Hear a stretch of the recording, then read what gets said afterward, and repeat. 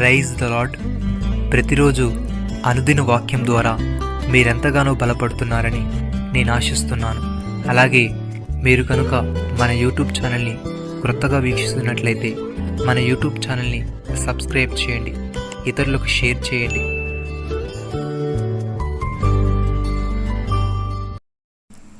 నీవు అంత్యము వరకు నిలకడగా ఉండినెడల విశ్రాంతి నొంది కాలాంతమందు నీ వంతులో నిలిచెదవు. దానియేలు గ్రంథము 12వ అధ్యాయము 13వ వచనము.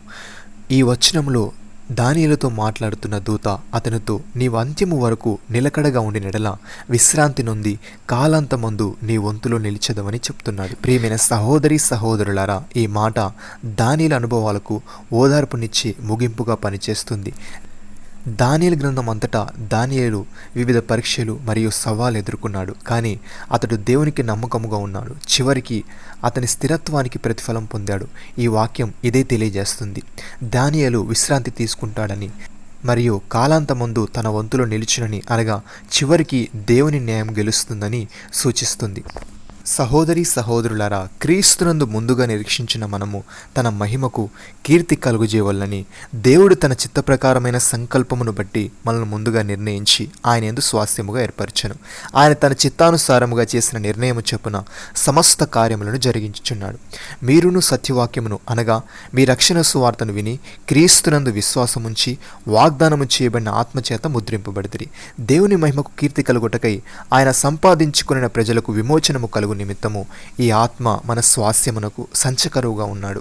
భక్తుడి విధంగా అంటున్నాడు, సహోదరులారా, ఈ సంగతి మీకు తెలియకుండుట నాకు ఇష్టం లేదు. అదేదనగా మన పితరులందరూ మేఘము క్రింద నుండిరి, వారందరూ సముద్రములో నడిచిపోయిరి. అందరూ మోషేను బట్టి మేఘములోను సముద్రములోను బాప్తిసం పొందిరి. అందరూ ఆత్మ సంబంధమైన ఒకే ఆహారమును భుజించిరి. అందరూ ఆత్మ సంబంధమైన ఒకే పానీయమును పానము చేసిరి. ఏలయనగా తమను వెంబడించిన ఆత్మ సంబంధమైన బండలోనిది తాగిరి. ఆ బండ క్రీస్తే. అయితే వారిలో ఎక్కువ మంది దేవునికి ఇష్టలుగా ఉండకపోయిరి గనుక అరణ్యంలో సంహరింపబడిరి.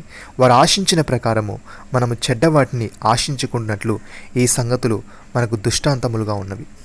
సహోదరి సహోదరులారా, భూమి మీద మన గుడారమైన నివాసము శిథిలమైపోయినను చేతి పని కాక దేవుని చేత కట్టబడినదియు నిత్యమైనది నివాసము పరలోకమందు మనకున్నదని ఎరుగుదుము.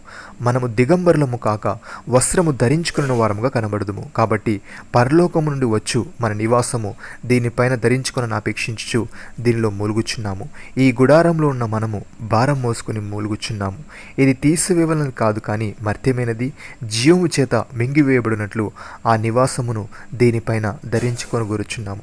దీని నిమిత్తము మనం సిద్ధపరిచిన వాడు దేవుడే, మరియు ఆయన తన ఆత్మను సంచకరువును మనకు అనుగ్రహించి ఉన్నాడు. ప్రియమైన సహోదరి సహోదరులారా, జీవము గల దేవుణ్ణి విడిచిపోనట్టి విశ్వాసం లేని దుష్ట హృదయము మీలో ఎవని అందైనను ఒకవేళ ఉండునేమో అని జాగ్రత్తగా చూచుకొనుడి.